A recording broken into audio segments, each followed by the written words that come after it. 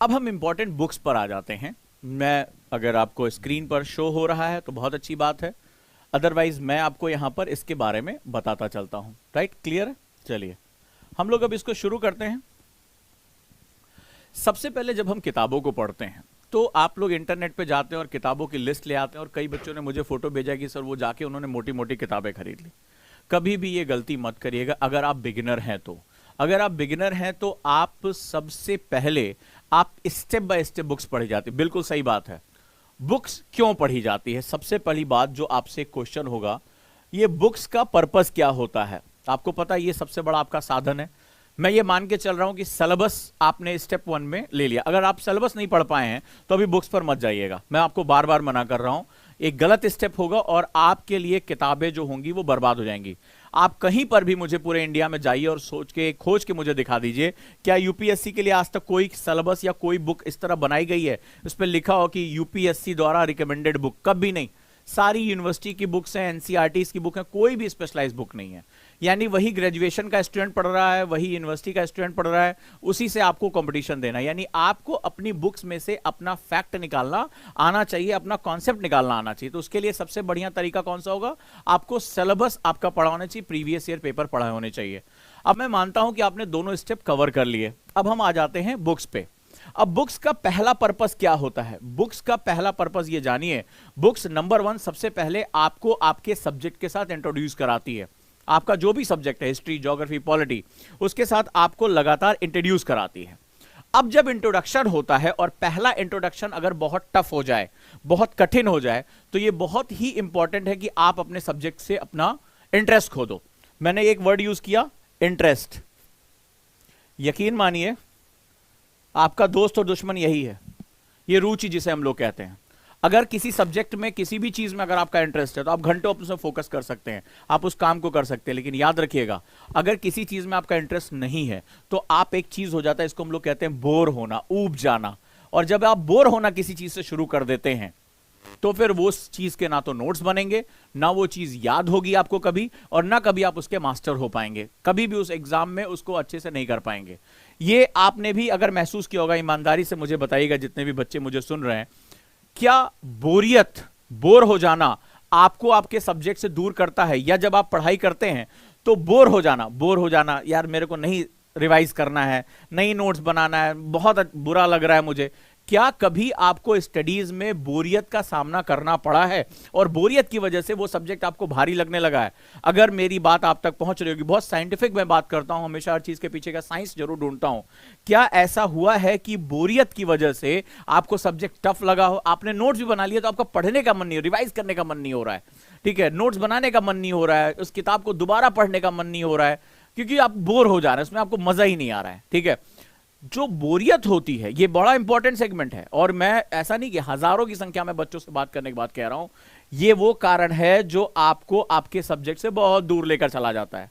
फिर आप क्या करते हो? आप गेम खेलते हो, आप उसमें हिस्ट्री नहीं, यार अभी नहीं, मजा नहीं आ रहा है, मेडाइवल नहीं पढ़ेंगे, चलो यार ज्योग्राफी शुरू करते हैं। आपने आधी किताब आपने पढ़ के रख दी होती है और आप ज्योग्राफी शुरू कर देते हैं, फिर ज्योग्राफी में मजा नहीं आ रहा है, फिर आप क्या करते हैं? उसको भी उठा के रखते हैं, चलो इकोनॉमी शुरू करते हैं। ये होता है कि नहीं होता है? और आपने आधी या एक चौथाई किताबें पढ़ पढ़ के रख दिया और एक दिन आपको लगता है पूरा टाइम वेस्ट हो गया, एक सब्जेक्ट भी हमारे कमांड में नहीं आया, कि कम से कम हम प्रीवियस के 20 क्वेश्चन भी कर लेते, एक सब्जेक्ट भी कमांड में नहीं आया।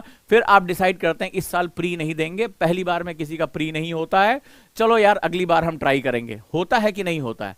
उसके पीछे जो सबसे बड़ा कारण होता है, आप कभी भी अपने सब्जेक्ट को इस तरह पढ़िए कि उसमें बोरियत नहीं होनी चाहिए। ये टीचर की भी जिम्मेदारी है, वो इस तरह अपने स्टूडेंट को पढ़ाए कि किसी भी पल उसको बोरियत नहीं होनी चाहिए, और स्टूडेंट भी इस तरह से पढ़े कि बोरियत वर्ड नहीं आना चाहिए, क्योंकि ये अगर आ गया तो आपका सब्जेक्ट वहीं पर खत्म हो जाएगा और आप कभी भी उसमें अपनी मास्टरी क्रिएट नहीं कर पाओगे। बात मेरी पहुंची? अब हमें क्या करना है? गलती होती कहां है? गलती होती है जब आप वीडियो कोई देखकर या चले जाते हो और सीधे रेफरेंस बुक खरीद लाते हो। संदर्भिक पुस्तकें कहते हैं। ये रेफरेंस बुक बेसिकली या तो इंस्टीट्यूशंस की बुक्स होती हैं या किसी यूनिवर्सिटी की होती हैं, और इस पे जो लिखा जाता है, मान लो बिपिन चंद्रा ही आपने पढ़ा होगा, बड़ी इंपॉर्टेंट किताब, बहुत मजेदार है, लेकिन बिपिन चंद्रा ने ये थोड़ा ना सोच के लिखा होगा कि आज एक साइंस का स्टूडेंट जो है वो आज तैयारी शुरू करेगा उसका कोई बैकग्राउंड नहीं है ह्यूमैनिटी का, और आज वो इतिहास मॉडर्न जो है इंडिया पढ़ने जा रहा है। तो विपिन चंद्रा ने उसको तो शोध ग्रंथ के रूप में लिखा, उसको रिसर्च के लिए भी इस्तेमाल करते हैं।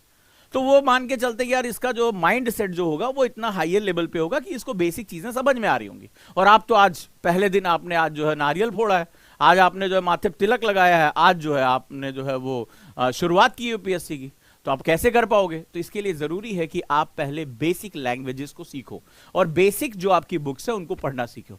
इसमें सबसे पहले बुक आती लेवल 1 बुक, लिखो, यानी कि प्रथम चरण की पुस्तकें। ये इसको एंट्री लेवल बुक्स बोलते हैं।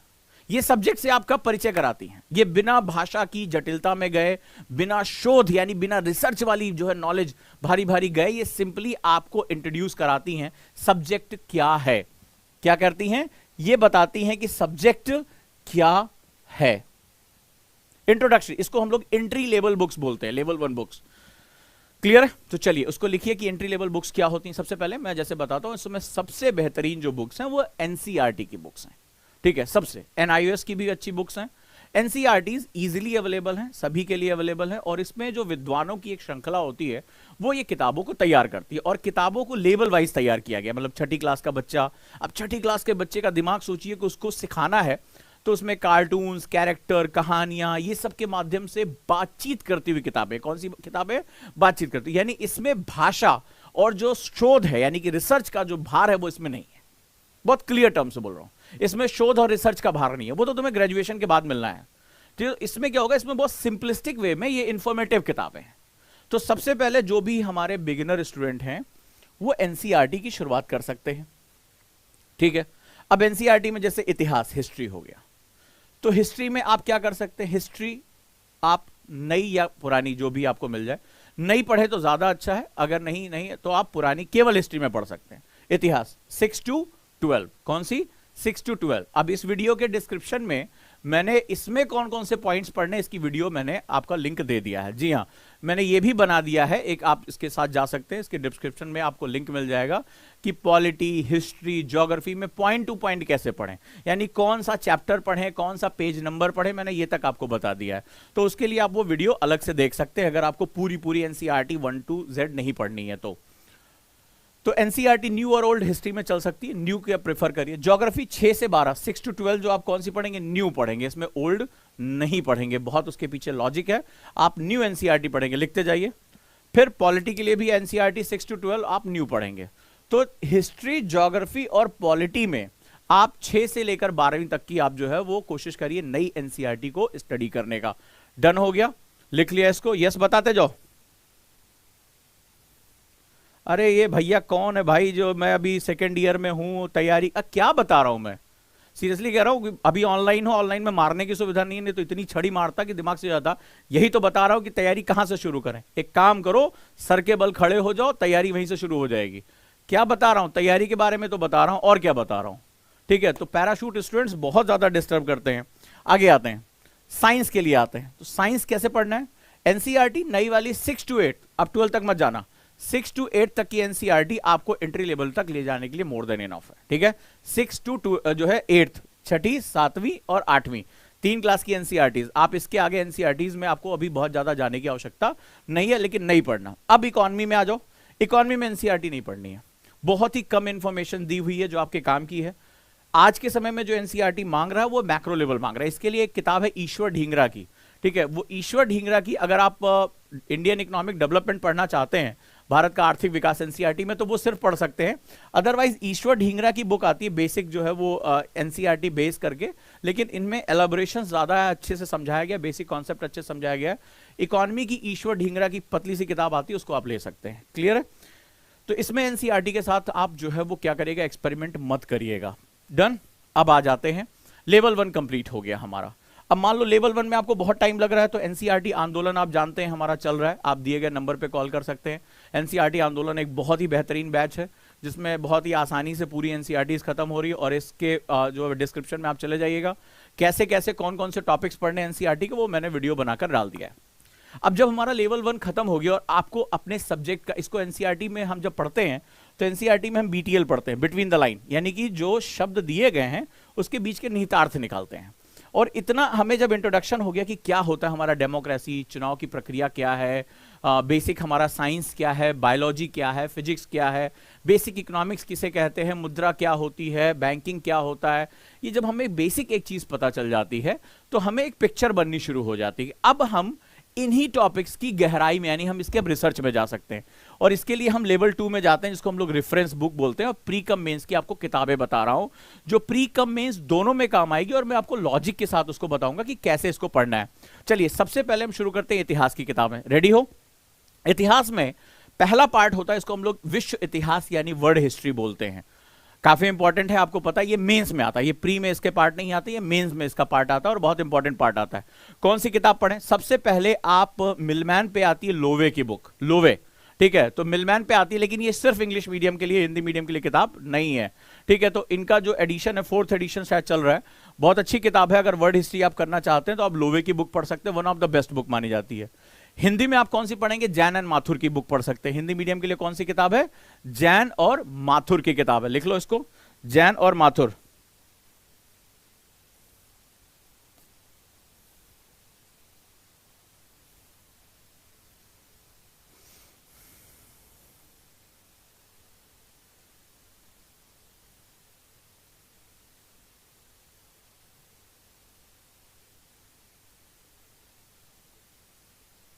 चलो, जैन एंड माथुर की बुक हमें मिल गई।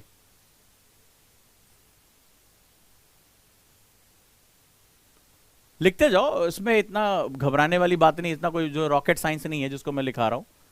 चलिए,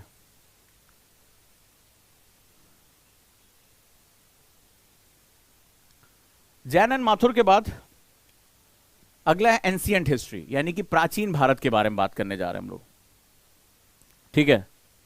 ये जितने भी है ना, ये जूम पिक करिए तो मतलब इसका मतलब इनके हाथ वाथ जो है खराब हो रखे हैं, दीवार पे जोर से मारना ताकि हाथ में थोड़ा दर्द हो, क्योंकि मेंस में ना 3000 से 4000 वर्ड एक पेपर में लिखने पड़ते हैं, मांसपेशियों की ऐसी तैसी हो जाती है। थोड़ा सा जो बोलता जा रहा हूं उसको लिखते जाओ। अगला है एंशिएंट हिस्ट्री की, यानी प्राचीन भारत की। प्राचीन भारत की जो बुक आती है वो मुझसे कई लोगों ने पढ़ा कि शर्मा की बुक पढ़े या झा श्रीमाली की। मेरे हिसाब से जो मैंने दोनों किताबें पढ़ी हैं तो मुझे झा श्रीमाली की बुक बहुत अच्छी लगती है। इस खास बात ये है, इसका हिंदी अनुवाद भी बहुत अच्छा है। तो झा श्रीमाली की बुक थोड़ा सा प्री और मेंस दोनों के पोर्शन को कवर करती है। प्राचीन भारत के लिए झा एंड श्रीमाली मैंने लिख दिया है, हिंदी और इंग्लिश मीडियम में दोनों में अवेलेबल है।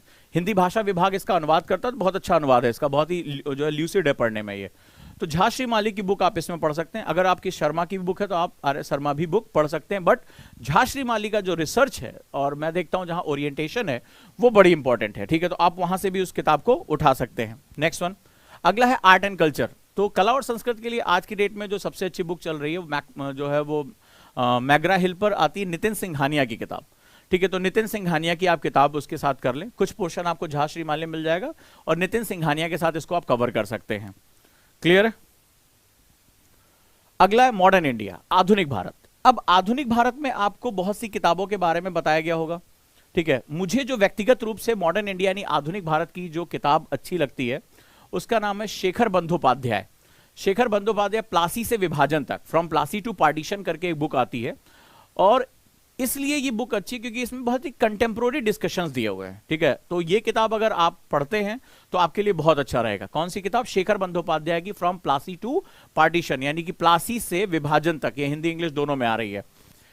अदरवाइज सेकंड हमारा बिपिन चंद्रा, नो डाउट सभी जानते हैं कि इंडिया फ्रीडम स्ट्रगल जो है वो बहुत ही अच्छी किताब है, बहुत रिसर्च वाली बुक है, बट शेखर बंदोपाध्याय कई एस्पेक्ट्स को पूरा करता है, तो ये बहुत अच्छा। इसके साथ आप एक सप्लीमेंट्री बुक भी ले सकते हैं जिसको हम लोग स्पेक्ट्रम कहते हैं, ठीक है। स्पेक्ट्रम की मॉडर्न इंडिया की यानी कि आधुनिक भारत की बुक आती है, छोटी सी। तो वो क्या होता है, उसमें बहुत से प्री के फैक्ट्स और जो फिलर्स हैं जो इनमें नहीं दिया है, आप इसको पूरा कर सकते हैं। कौन सी? स्पेक्ट्रम की आती है आधुनिक भारत की, बहुत अच्छी किताब है। उसका पूरा कोर्स भी जो है वो अवेलेबल है हम लोगों के साथ, आप वहां पर भी इसको देख सकते हैं। चलिए, अगला है मेडाइवल इंडिया। मेडाइवल इंडिया में बहुत सी किताबें आती हैं, बहुत सी मोटी मोटी किताबें। आपको मेडाइवल पे इतना ज्यादा समय देने की आवश्यकता नहीं है। मेडाइवल में अनडिस्प्यूटेड एक ही बुक सबसे अच्छी है, जो यूपीएससी भी बहुत ज्यादा उसको एडमायर करता है। सतीश चंद्रा की बुक आती है हिंदी और इंग्लिश में, दो पार्ट में, एक सल्तनत का है और एक मुगल का है। तो दो पार्ट में, ये पतली सी किताब है, आप अगर इसको पढ़ने बैठेंगे 3-4 दिन में इसकी पूरी थॉरो रीडिंग कर सकते हैं, इसमें आपको कोई दिक्कत नहीं आएगी। क्लियर है? तो ये जो है वो आप इस किताब को ले सकते हैं।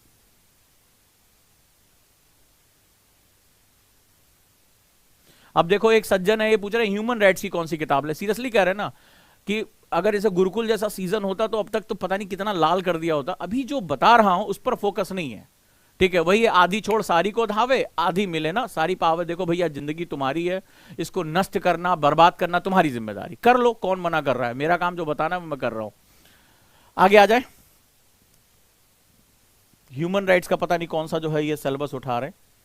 चलिए अब हम आ जाते हैं ज्योग्राफी पे, जो मेरा सब्जेक्ट है और जिस पर मेरी अपनी मास्टरी है।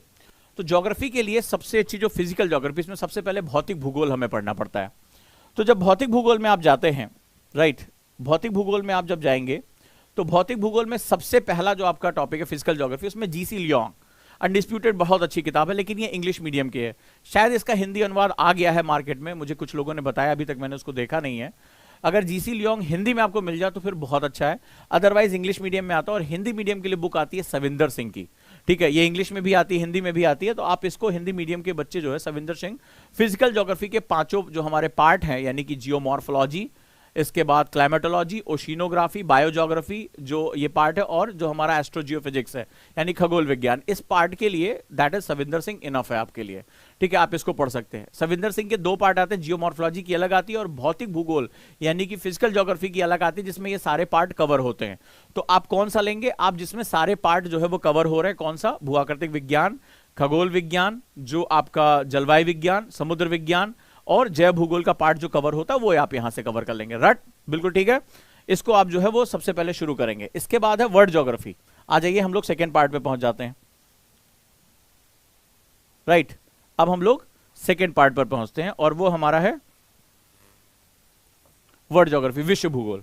विश्व भूगोल के लिए जो किताब आती, पतली से एक किताब आती, माजिद सर की किताब आती, माजिद हुसैन की, हिंदी इंग्लिश दोनों में आती है। आप इस किताब को भी प्रेफर कर सकते हैं और यहां से आपको जो है वो काफी हेल्प हो जाएगी, माजिद हुसैन। इसके बाद सबसे इंपॉर्टेंट पार्ट है जहां से सबसे ज्यादा क्वेश्चन आता है, याद रखिएगा, ज्योग्राफी के लिए जो सबसे इंपॉर्टेंट बेस होता है वो एनसीईआरटी होता है।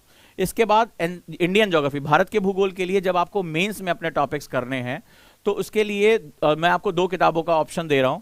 या तो आप माजिद हुसैन के साथ चले जाइए, माजिद हुसैन का हिंदी इंग्लिश दोनों में बुक आती है भारत के भूगोल में। या एक अगर आपको किताब मिल जाए चतुर्भुज मामोरिया की बुक, ठीक है, थोड़ा सा रेयर है ये किताब, हिंदी में बड़ी मुश्किल से मिलती है। अगर चतुर्भुज मामोरिया की किताब मिल जाती है तो फिर वो सोने पे सुहागा होगी। भारत के भूगोल के काफी डायमेंशंस ये कवर करती हैं।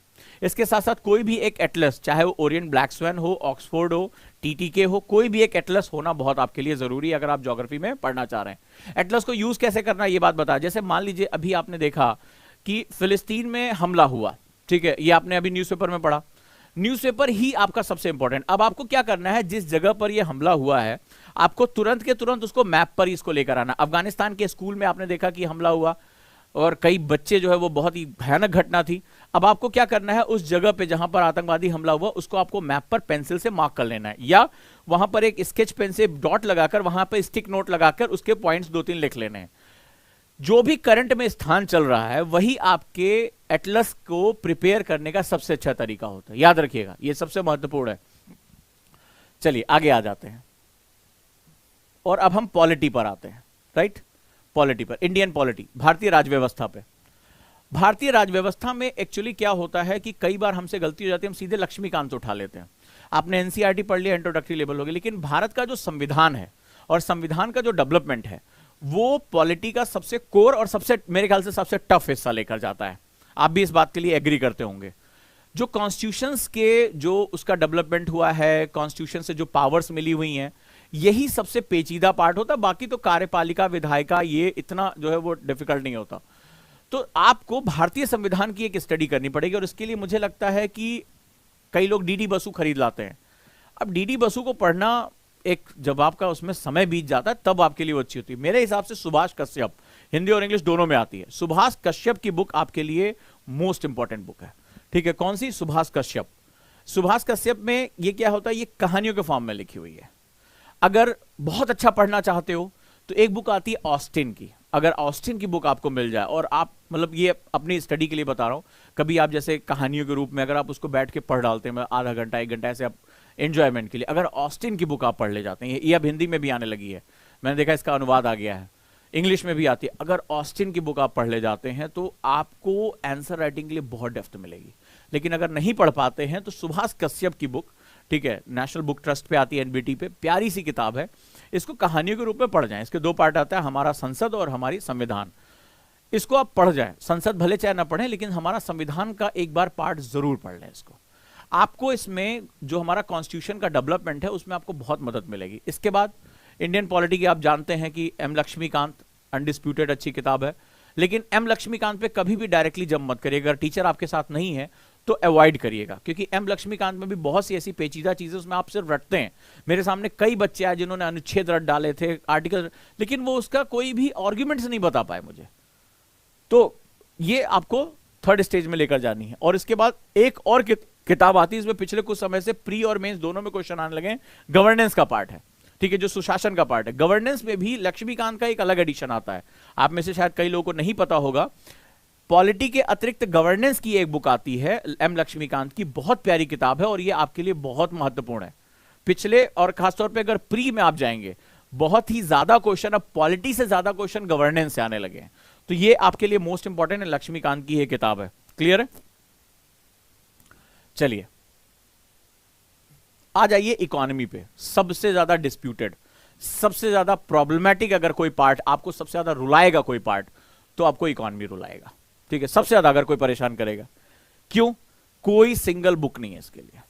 इसके जो पार्ट है प्री और मेंस के, कोई किताब ही नहीं है इसके लिए जो इसको पूरा कवर करती हो। ये अलग अलग जगहों से अपना स्टेप्स चुनता है। ये सबसे ज्यादा प्रॉब्लमैटिक है, सबसे ज्यादा नंबर खाएगा भी और सबसे ज्यादा नंबर ये देगा भी, ठीक है। इंटरव्यू तक भी सबसे ज्यादा क्वेश्चन यहीं से, दो ही जगह सबसे ज्यादा क्वेश्चन पूछे जाते हैं, या तो इकोनॉमी से क्योंकि उसी पे सबसे ज्यादा करंट चल रहा होता है, या इंटरनेशनल रिलेशनशिप पे। दो ही इंटरव्यू में सबसे ज्यादा जो है वो डिस्प्यूटेड टॉपिक होते हैं जहां पर हमें फंसाया जाता है। और मेंस में भी तो खैर आप जानते हैं, जीएस पेपर 3, जीएस पेपर 1 दोनों में ये अपनी हिस्सेदारी कर लेता है। अब इकोनॉमी के लिए हमें पढ़ना है तो जैसे इंग्लिश मीडियम वाले हैं वो उमा कपिला को ले सकते हैं। उमा कपिला बहुत अपडेटेड बुक होती है। तो उमा कपिला में जो मेंस के मेजर पोर्शन है, जैसे एग्रीकल्चर हो गया, क्रॉपिंग पैटर्न्स हो गए, ये सारे पार्ट आपको, जो मेजर पार्ट है फूड प्रोसेसिंग का, ये सारे पार्ट आपको यहां से मिलने शुरू हो जाएंगे। लेकिन अगर आप इंग्लिश मीडियम के नहीं है, हिंदी मीडियम के हैं, तो एक बुक आती है मिश्रापुरी की, मोटी सी भारी सी किताब है मिश्रापुरी की। लेकिन मिश्रापुरी के सारे पार्ट मत पढ़िएगा। मिश्रापुरी बेसिकली दिल्ली यूनिवर्सिटी की जो है वो बुक है। इसमें क्या है कि आप सिलेबस के हिसाब से अपने पॉइंट्स निकाल लीजिएगा, या उतना फाड़ के और उसको एक अलग बुकलेट बना लीजिएगा। तो मिश्रा एंड पुरी आप ले सकते हैं, हिंदी इंग्लिश दोनों में आती है। इसके बाद रमेश सिंह है, लेकिन रमेश सिंह में क्या हो रहा है कि वो डाटा बहुत ज्यादा दे दिया है। रमेश सिंह का अभी जो प्रोपोर्शन देख रहा हूं, जिस हिसाब से चेंज हो रहा है पेपर, उसी हिसाब से, चूंकि मैं इकोनॉमिक्स पढ़ाता हूं तो मैं ये जानता हूं कि अभी जो प्रश्नों की प्रवृत्ति है वो उसके बियॉन्ड जा रही है, उसके बाहर जा रही है। तो रमेश सिंह, आप इसको क्विक रिवीजन के लिए लास्ट में जब ये खत्म हो जाए तब आप इसको यूज कर सकते हैं कुछ डाटा कंसोलिडेट करने के लिए। इसके बाद दो ऐसे डॉक्यूमेंट्स मैं आपको बता रहा हूं जो किताबें नहीं है, जो एनुअल डॉक्यूमेंट, जैसे इकोनॉमिक सर्वे, आर्थिक सर्वेक्षण। आपको पता है आर्थिक सर्वेक्षण हर साल आता है, और यकीन मानिए प्री के आज की डेट में 40 to 50% क्वेश्चन और मेंस के क्वेश्चन ये डायरेक्टली इकोनॉमिक सर्वे से आते हैं। और आपको पता होगा कि जो इस समय इकोनॉमिक सर्वे की मात्र 500 रुपए में ऑनलाइन क्लास चल रही है, गोपाल सर उस क्लास को लेकर जा रहे हैं और बहुत अच्छे तरीके से उसको कवर कर रहे हैं। ये भारी भरकम 250 पेज का डॉक्यूमेंट्स, इसमें इतना डाटा होता है कि सर पटकने का मन करता है। अगर आप जितने भी स्टूडेंट सीरियस हैं अपने एग्जाम को लेकर, वो उनकी क्लास ज्वाइन कर सकते हैं। और एक डॉक्यूमेंट अब मैं बताने जा रहा हूं जो आपके मेंस के लिए मोस्ट इंपॉर्टेंट है, वो है नीति आयोग की रिपोर्ट। इकोनॉमी के लिए बहुत, मैं आपको पता है कि मैंने ये क्लास आपको पढ़ा रखी है, आप चाहे तो ऑनलाइन इसको भी ले सकते हैं, which is very important. NITI Aayog जो है वो भारत क्या कैसे ग्रोथ करेगा, थिंक टैंक के रूप में अपने डॉक्यूमेंट्स प्रस्तुत करता है। इसमें खासतौर पे इंडिया एट 75 और जो 3 ईयर विजन एजेंडा है बहुत ही इंपॉर्टेंट है, और इसको समझने के बाद आपकी इकोनॉमी की समझ कई गुना बढ़ जाती है। तो मैंने आपको ये बता दिया कैसे करना है। अगर आप केवल इंग्लिश मीडियम के हैं, if you are from English medium, so आप उमा कपिला के लिए जा सकते हैं, ये हिंदी में नहीं आती। मिश्रा एंड पुरी हिंदी इंग्लिश दोनों में आती है। रमेश सिंह हिंदी इंग्लिश दोनों में आती है। इकोनॉमिक सर्वे हिंदी इंग्लिश में आता है, लेकिन इसके लिए टीचर की आवश्यकता पड़ेगी। एंड नीति आयोग ये केवल इंग्लिश में आता है, ठीक है। तो ये बहुत ही इंपॉर्टेंट बुक्स हैं, ठीक है। तो अब हम इसके साथ आ जाते हैं, क्लियर है। आगे हम आते हैं, बड़ा अजीबो गरीब सा टॉपिक है ये, साइंस एंड टेक्नोलॉजी सबसे ज्यादा चेंज होता है। अब साइंस एंड टेक्नोलॉजी, इसको हम लोग विज्ञान और प्रौद्योगिकी कहते हैं, ठीक है। हाँ, मुझे बताओ सबसे पहले कि विज्ञान और प्रौद्योगिकी किस पेपर में है, जीएस मेंस के किस पेपर में, जल्दी बोलो।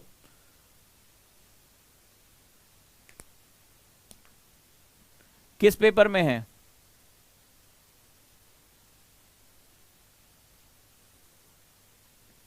जल्दी बताएं प्लीज। साइंस एंड टेक्नोलॉजी,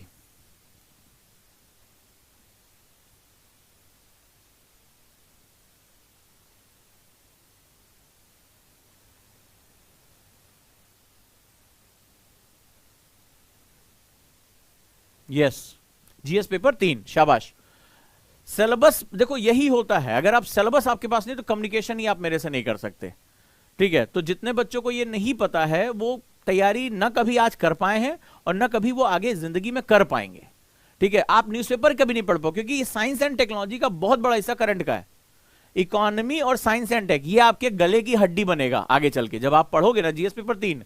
तो जीएस पेपर 3 वो होगा जो या तो आपको मिटा देगा या आपको बना देगा। याद रखिएगा, जब आप मेंस में जाएंगे तब आपको मेरी बात समझ में आएगी। जीएस पेपर 3 में नंबर्स फ्लक्चुएट बहुत करने लगे हैं, या तो ये आपको बना देगा, अच्छे मार्क्स दे देगा, 100 आप टच कर जाओगे, और या तो आपको मिटा देगा, ठीक है। तो ये ध्यान रखिएगा, इस पर बहुत ध्यान देने की आवश्यकता है। अब साइंस एंड टेक में जो सबसे बेसिक बुक इंफॉर्मेटिव पढ़ने की वो स्पेक्ट्रम की बुक आप पढ़ सकते हैं। स्पेक्ट्रम की बुक आती है साइंस एंड टेक्नोलॉजी की। अच्छी बात है कि अपडेट करते रहते हैं, हर साल 2 साल पे इसको अपडेट करते हैं, इसलिए कुछ जानकारी मिल जाती है। इसके बाद एक वेबसाइट है साइंस डेली की। साइंस डेली की वेबसाइट पे ऐप भी आती है इसकी, इस पर नई नई खबरें आती रहती है। तो इसमें अपने सिलेबस के हिसाब से, जैसे एस्ट्रो जियोफिजिक्स हो गया या कोई मेडिकल का सेगमेंट्स हो गया, मैंने आपको इससे पहले की क्लास में आपको बताया अभी तक कौन कौन से सेक्शन पढ़ने हैं। तो ये जो है वो आपको क्या करना है, साइंस डेली वेबसाइट से आप पढ़ सकते हैं। इंग्लिश मीडियम वाले द हिंदू का जो स्पेशल साइंस पेज आता है, लेकिन उसमें बहुत ज्यादा खबरें नहीं होती हैं, वो एक हाइप क्रिएट किया गया है। मुझे उसमें बहुत ज्यादा खबरें कभी नहीं दिखाई पड़ी कि उसमें अच्छी खबरें मिल रही हैं। तो साइंस डेली की वेबसाइट मुझे काफी अच्छी लगी। द नेचर की वेबसाइट मुझे काफी अच्छी लगी। इस वेबसाइट से आपको अपडेट रहना पड़ेगा, क्योंकि ये बहुत वेरिएबल पार्ट है, ये बहुत ज्यादा घूमता है, इसमें बहुत नई नई चीजें आती हैं और इसमें कुछ सेगमेंट्स पे बड़ा फोकस करना है। जैसे अभी आपने देखा होगा पिछले कुछ समय से बायोटेक्नोलॉजी पर बहुत बात हो रही है, जब से कोविड की बात आई, जब से आपने देखा म्यूटेशंस की बात आ रही है। तो ये क्या है, ये बायोटेक्नोलॉजी और जो जीन का जो इंजीनियरिंग है, जिसे हम लोग जीन इंजीनियरिंग कहते हैं, उस पर आपको बहुत फोकस करना है। मेडिकल साइंस पर बहुत फोकस करना है कि अभी जो बीमारियों से लड़ने में जो मेडिकल साइंस काम कर रहा है उसमें उसकी क्या भूमिका हो सकती है। चलिए अब आ जाते हैं हम लोग इंटरनेशनल रिलेशनशिप में। किस पेपर में इंटरनेशनल रिलेशनशिप, जल्दी बोलो, जल्दी जल्दी जल्दी। वो देखो कई लोग साइंस एंड टेक को जीएस पेपर 4 में डाल रहे हैं, देख रहे हो, ये हालत है। ये वही है जो साल 2 साल बाद भी कहेंगे सर तैयारी कैसे शुरू करें, जब कल बता चुका हूं सिलेबस बहुत इंपॉर्टेंट है। नहीं सिलेबस समझ में आ रहा है, 14 क्लासेस मैंने ली हैं अभी तक का, इंडिया का सबसे कॉम्प्रिहेंसिव कोर्स मैंने चलाया है। उसकी लिंक जो है वो दी हुई है, कल की वीडियो में मैंने उसको लिंक को डाल दिया था, ठीक है। Any time learning app download कर लो, उसमें सिलेबस एनालिसिस की आपको इतनी कॉम्प्रिहेंसिव वीडियो पूरे इंडिया में नहीं मिलेगी भाई। अब तो पढ़ लो, नहीं तो फिर बड़ी दिक्कत हो जाएगी तुम्हारे लिए। यस, इंटरनेशनल रिलेशनशिप बहुत इंपॉर्टेंट होता है। अगर इंटरव्यू में अच्छा करना है तो इस पे आपको बहुत फोकस करना पड़ेगा। मेंस में आपको जीएस पेपर 2 में काफी फोकस करना पड़ेगा। इसके लिए एक बुक आती है राजीव सीकरी की। राजीव सीकरी की बुक बेसिक हम सबसे पहले कर सकते हैं, तो इसमें हिंदी और इंग्लिश दोनों में आती है। तो ये बेसिक इंफॉर्मेटिव आपके लिए किताब ये काम करेगी। लेकिन इसमें जो आपको सबसे ज्यादा हेल्प करेगा वो करेगा annual report of ministry of external affairs. External affairs जो हमारी विदेश मंत्रालय जिसे कहते हैं, इसकी वेबसाइट पे जाओगे और इसके वार्षिक जो है वो एक एनुअल रिपोर्ट्स आती है, वार्षिक विज्ञप्तियां। तो उसमें इंडिया एंड इट्स नेबर जो है वो भारत और उसके पड़ोसी, इंग्लिश में ही आती है केवल ये, और ये तमाम अपनी रिपोर्ट्स प्रकाशित करता है। बड़ी कंटेम्प्रोरी होती है कि भारत ने पूरे साल भर में क्या किया और किन देशों के साथ उसके जो है वो क्या क्या समझौते हुए, भारत के पड़ोसी देशों के साथ क्या दिक्कत है। तो एनुअल रिपोर्ट यानी कि जो है वो विदेश मंत्रालय की जो वार्षिक रिपोर्ट होती है उसको जरूर डाउनलोड कर लीजिएगा, फ्री ऑफ कॉस्ट है, पीडीएफ फॉर्मेट में आपको मिल जाएगी। कुछ उनकी विज्ञप्तियां आप उनको वर्ड पे कॉपी करके भी निकाल सकते हैं। दिस इज वेरी इंपॉर्टेंट, बहुत याद रखिएगा। और एक आती है वेबसाइट इंग्लिश मीडियम वालों के लिए, यहां हिंदी वालों को थोड़ी दिक्कत हो सकती है, आईडीएसए की वेबसाइट, ठीक है। तो आईडीएसए की वेबसाइट, आईडीएसए आप गूगल पे डालोगे, इनके जो आर्टिकल्स होते हैं वो इंटरनेशनल रिलेशनशिप, भारत की विदेश नीतियां, इनके लिए बहुत ही ज्यादा इंपॉर्टेंट होते हैं। क्लियर हुआ, ठीक है। ये ऐसे स्रोत बता रहा हूं जहां से तुम्हें सबसे ज्यादा क्वेश्चंस मेंस में मिलेंगे, जिन सोर्स को मैं यूज करता हूं और मेरे लिए वो बड़े इंपॉर्टेंट होते हैं। जल्दी आपको इसके बारे में जानकारियां नहीं मिलेंगी। तो ये रिपोर्ट बहुत अच्छी आती है, इस रिपोर्ट को डाउनलोड करके इसको जो है आप अध्ययन करेंगे। क्लियर है, इंटरनेशनल यानी कि जो है भारत की विदेशी नीति के बारे में। चलिए अब आ जाते हैं सोशल इश्यूज पेपर 1 में। सोशल इश्यूज के लिए आप एनसीईआरटी के साथ साथ राम आहूजा की भी बुक पढ़ सकते हैं। एक ही बुक है, बहुत अच्छी किताब है, इसको पढ़ लीजिए। बाकी न्यूज़पेपर में जो अपडेट्स होते हैं वही इसके लिए सबसे इंपॉर्टेंट हो जाता है। दूसरा होता है इंटरनल सिक्योरिटी यानी आंतरिक सुरक्षा। तो आंतरिक सुरक्षा में डॉक्टर अशोक की बुक आती है मैग्रा हिल पर। अपने आप में ये किताब मोर देन इनफ है, 4 ही क्वेश्चन आते हैं। और एक आती है इसकी annual report, ministry of home, जो हमारा होम अफेयर्स है यानी गृह मंत्रालय जो है, ठीक है, तो होम मिनिस्ट्री जो है, मिनिस्ट्री ऑफ होम, जिसे होम मिनिस्ट्री, और उसमें जो है गृह मंत्रालय की एक रिपोर्ट आती है वार्षिकी, उसको आप डाउनलोड कर लीजिए। उसमें भारत के नॉर्थ ईस्ट, कश्मीर, जो भी हमारा पश्चिमी सीमाएं हैं, इन पे जो भी डिस्प्यूट चल रहा है उसके बारे में, और जो सिक्योरिटी फोर्सेस के मैंडेट के बारे में इसमें दिया है, राइट। आप इसके साथ भी जा सकते हैं। अगला है डिजास्टर मैनेजमेंट यानी आपदा प्रबंधन, बहुत इंपॉर्टेंट है। इसके लिए सिर्फ और एक कोई बहुत अच्छी किताबें नहीं अवेलेबल है, इसके लिए NDMA, national disaster management authority, इसकी एनुअल रिपोर्ट आती है, वार्षिक रिपोर्ट, ठीक है, डिजास्टर मैनेजमेंट के लिए। एनडीएमए की आप वेबसाइट पे जाएंगे, आप गूगल पे डालेंगे एनडीएमए, वहां से इसकी वार्षिक रिपोर्ट आ जाएगी, डायरेक्टली क्वेश्चन वहां से पूछे जाते हैं, कुछ इसमें ज्यादा तामझाम करना ही नहीं है। ये जो दोनों रिपोर्ट्स हैं, यहां से डायरेक्टली आपको क्वेश्चन मिलेगा मेंस में, ठीक है, ये दोनों मेंस का पार्ट है और यहां से डायरेक्टली आपको मेंस में क्वेश्चन मिल जाएंगे। क्लियर है? डन। अब आ जाइए लास्ट में एथिक्स एंड इंटीग्रिटी पे, यानी इसको जो है जीएस पेपर 4 के नाम से जानते हैं, बहुत इंपॉर्टेंट है।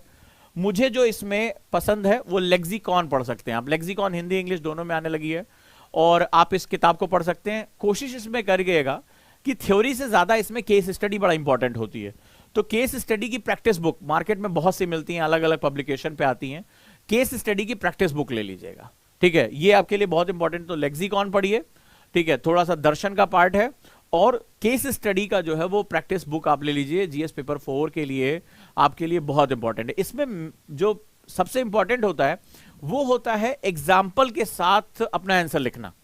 तो आप जो भी पढ़िए उसमें जो अभी हाल में कुछ घटना चल रही, मान लीजिए अभी किसी दलित के साथ कुछ गलत कार्य हुआ, या बालिकाओं की शिक्षा को लेकर कोई अच्छा या कोई बुरा कोई भी आपने डिसीजन देखा, और रेप की बढ़ती हुई घटनाओं के बारे में हुआ, तो आप इसमें क्या करोगे, इसमें एग्जाम्पल्स लिखने पड़ेंगे। जितना अच्छा आप कंटेम्प्रोरी एग्जाम्पल दोगे उतना ही आपको अच्छे मार्क्स मिलेंगे, और केस स्टडी पे आपकी अच्छी प्रैक्टिस होनी चाहिए। तो ये आपका क्या रहा, ये हमारी बुक्स रही। क्लियर है? यहां पर यस नो मुझे बताइए, हाँ सर सारी बुक्स क्लियर हो गई। ये आपकी बुक्स हैं, ये इंपॉर्टेंट बुक्स हैं, मैंने उसके पीछे आपको लॉजिक भी बता दिया, सिर्फ ऐसा नहीं कि लिस्ट दे दिया, कौन सी बुक्स में क्या पढ़ना है, कैसे है, ये मैंने आपको बता दिया। यस, तो अब मैं आपको बताने जा रहा हूं एक किताब को पढ़ते कैसे हैं। आज बताऊं या कल? चलो कल बताते हैं, आज लंबी क्लास हो गई है। इनको आप जो है लिखिए। क्लियर?